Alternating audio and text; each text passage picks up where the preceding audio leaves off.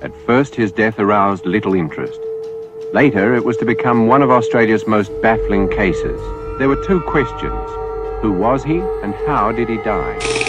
He has been dubbed the Somerton Man, an unidentified body found on a beach in Adelaide back in 1948. South Australia का एक बीच, south Australia का बीच समरटन park भी जिसे आप बोल सकते हैं, वहाँ पे मिलती है एक आदमी की बॉडी। कौन था वो आदमी, कैसे है उसकी वहाँ पे बॉडी और क्या मिस्ट्री थी उसकी मौत के पीछे, जानेंगे हम आज की इस वीडियो में। नवंबर 30, 1948 की शाम को कुछ कपल्स देखते हैं एक आदमी बीच के किनारे पे लेटा हुआ था, अपने पैर को क्रॉस किए हुए और सूट वूट पहने हुए। कुछ समय बाद जब वो लोग फिर वापस आते हैं तो देखते हैं कि वो आदमी वहीं पे अभी भी पड़ा हुआ है।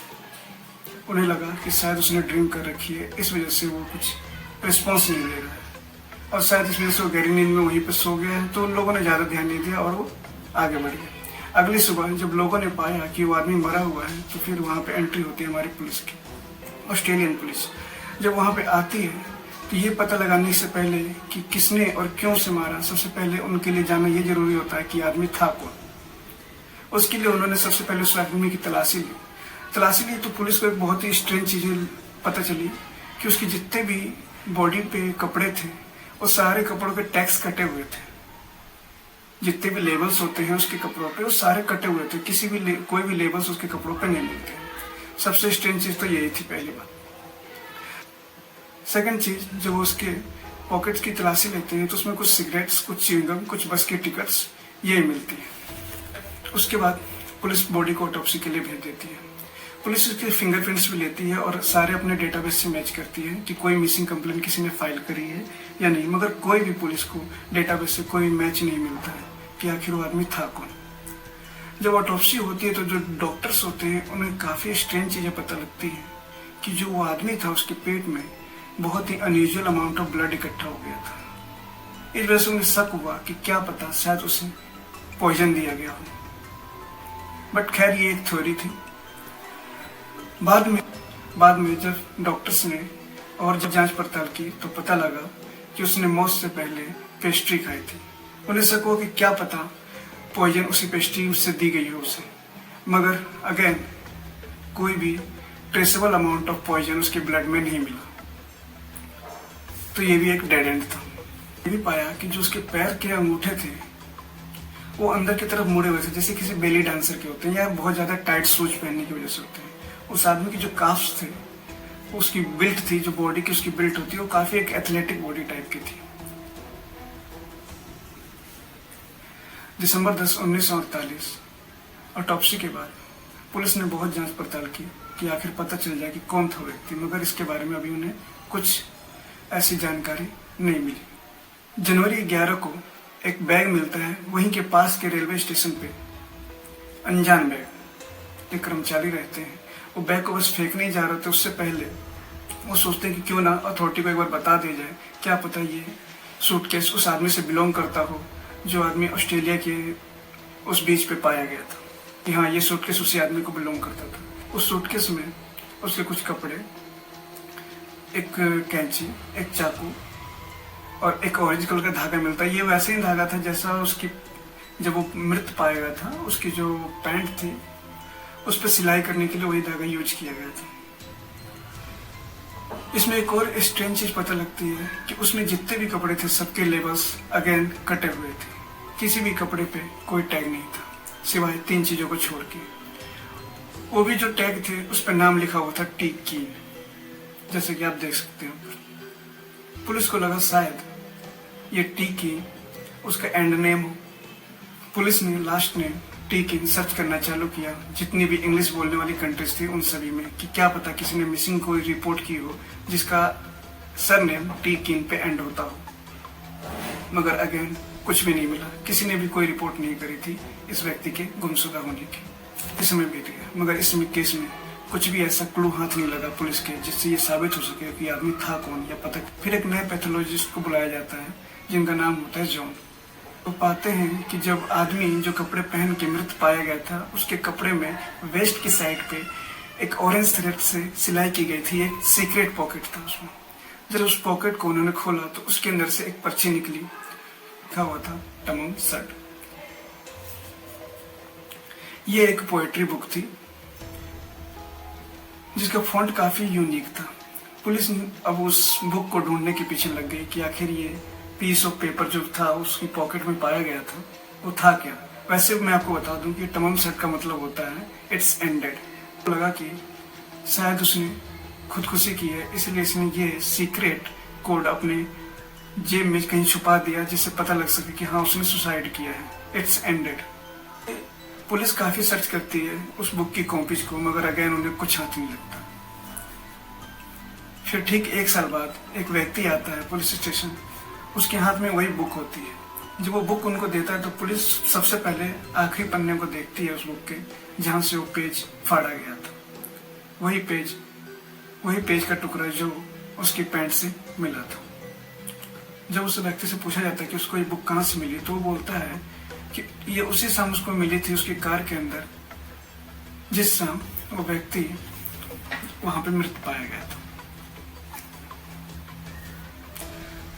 पुलिस को उस बुक में कुछ और भी मिलते हैं, जैसे कि 2 फोन नंबर लिखे रहते हैं बुक के ऊपर और एक सीक्रेट कोड भी होता है।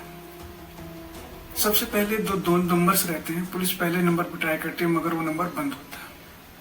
जब दूसरे नंबर पे वो कॉल करती है तो किसी लेडी का होता है जे थॉमसन, जो कि एक नर्स होती है जो पास के ही मतलब 25 मिनट की दूरी पे ही जहाँ पे वो बीच था वहां पे वो रहती थी, वॉकिंग डिस्टेंस। और उसको काफी मनाती है कि आप आइए, आपको कोई तकलीफ नहीं होगी, बस हमें आपसे उस बुक के बारे में पूछना है। तब वो रेडी हो जाती है पुलिस से बात करने के लिए। वो बताती है कि ये बुक उसने किसी को गिफ्ट की थी, क्लिफर्ड, जिसका नाम था क्लिफर्ड बॉक्सेल। क्लिफर्ड बॉक्सेल को ये बुक उसने गिफ्ट की थी। पुलिस को लगता है कि शायद ये व्यक्ति बॉक्सेल ही, मगर अगेन जब वो ढूंढते हैं तो पाते हैं कि बॉक्सेल तभी जिंदा है। तो अगेन पुलिस के पास कुछ भी क्लू नहीं है कि आखिर व्यक्ति था कौन। तो वहाँ के लोग रहते हैं वो भी काफी जानने की कोशिश करते हैं कि आखिर था कौन ये, मगर अगेन उन्हें कुछ पता नहीं चलता। फिर पुलिस अब सीक्रेट कोड की तरफ बढ़ती है, वही सीक्रेट कोड जो उस बुक में लिखा हुआ था। उस सीक्रेट कोड को क्रैक करने की काफी कोशिश की गई मगर कि कोई उस कोड को क्रैक नहीं कर पाया। उस कोड को नेवल एजेंसी, वहां की नेवल एजेंसी को भी भेजा गया, जहां पे एक से एक कोड क्रैक करने वाले, चाहे आप ये कह सकते हैं कि काफी इंटेलिजेंट लोग थे वहां पे, एजेंट्स थे। उन्होंने भी ये हाथ खड़े कर दिए और उन्होंने बोला कि ये कोड क्रैक नहीं हो सकता। कई बार थ्योरीज तो ये भी चली कि वो एक स्पाई था, जो इस बात को काफी सही भी साबित करता था कि क्यों उसके लेबल्स कटे हुए थे, आखिर क्यों उसने अपना सूटकेस वहां छोड़ा था, क्यों उसकी कोई निशानी नहीं थी, कोई आइडेंटिटी नहीं थी। ये बस, मगर ये सिर्फ एक थ्योरी थी कि स्पाई था।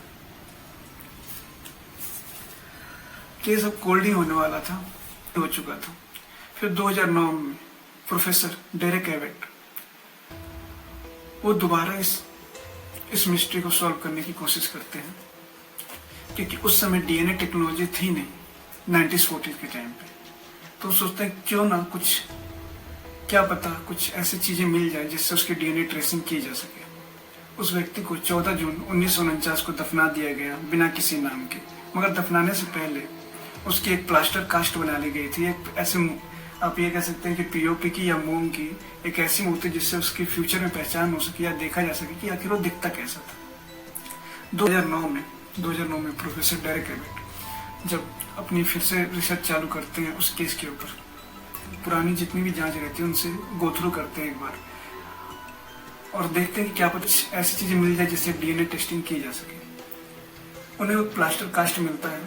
कास्ट को अच्छे से जांच करते हैं तो पाते हैं कि उसमें कुछ जांच करने पे वो पाते हैं कि प्लास्टर कास्ट में उस व्यक्ति के कुछ बाल के अंश रह गए थे, समय रह गए थे जब पुलिस उनकी प्लास्टर कास्ट बनाई थी और गलती से वो बाल उसमें छूट गए थे।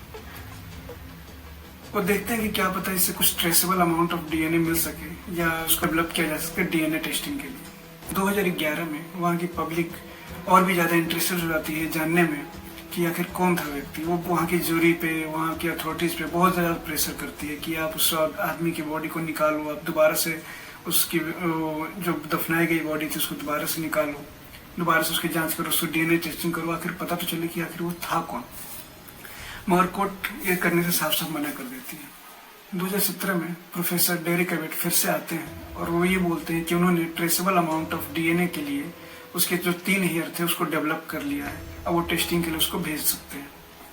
2019 में वहाँ की जूरी मान जाती है लोगों के एक्सट्रीम प्रेशर के कारण कि ठीक है, एक बार उसको हम उसकी बॉडी को निकालेंगे और एक बार डीएनए टेस्ट करके देखेंगे, अगर कुछ मिलता है तो ठीक, नहीं तो उसको हमेशा के लिए वापस दफना दिया जाएगा और कभी उसको दोबारा कभी निकाला नहीं जाएगा। 2021 में उसकी बॉडी को निकाला जाता है वापस, जब तक जून 2022 में प्रोफेसर डेरिक एबट फिर से आते हैं और वो बताते हैं कि उन्होंने पता कर लिया है कि वो व्यक्ति है कौन। वो डीएनए टेस्टिंग की मदद से उसके 4000 रिलेटिव के फैमिली ट्री एक बनाते हैं और उसको जब सॉर्ट करते हैं उसकी एज के हिसाब से, क्योंकि जब वो व्यक्ति मरा था तो उसकी एज लगा था तो उसकी एज 40 से लेकर 50 के बीच में थी। उस हिसाब से उस फैमिली ट्री को सॉर्ट करने के बाद वो पहुंचते हैं कि वो व्यक्ति चार्ल्स वेब था। चार्ल्स वेब, जो कि 1905 में बॉर्न हुआ था और वो इलेक्ट्रिकल इंजीनियर था। उसका डाइवोर्स 1946 में हो गया था और ये भी पाया गया कि वो फुटबॉल क्लब के लिए भी खेलता था। ये भी बताता था कि क्यों उसके पैर के जो अंगूठे थे वो अंदर की तरफ मुड़े हुए थे या चोट लगा हुआ था, ये भी आप कह सकते हो। मगर अभी तक ये नहीं पता चल पाया कि आखिरकार उसकी मौत की रियल वजह थी क्या सूट वोट पहन के उस बीच पे गया था, क्यों मिस्टीरियस नोट उसकी पॉकेट्स में मिले थे, क्या हुआ था उसे, क्यों उसके सारे कपड़ों के टैग सटे हुए थे। ये सारे क्वेश्चन का आंसर अभी तक हमें नहीं मिल पाया है। देखते हैं, क्या पता फ्यूचर में मिल पाए। आप देख रहे थे लेटर और नेवर। ऐसे ही और केस स्टडीज देखने के लिए आप सब्सक्राइब कर सकते हैं इस चैनल को, और अच्छा लगे तो आप लाइक कर सकते हैं, नहीं तो dislike, it's all up to you. मिलते हैं अगली किसी वीडियो में ऐसे ही केस स्टडी के साथ, तब तक के लिए धन्यवाद।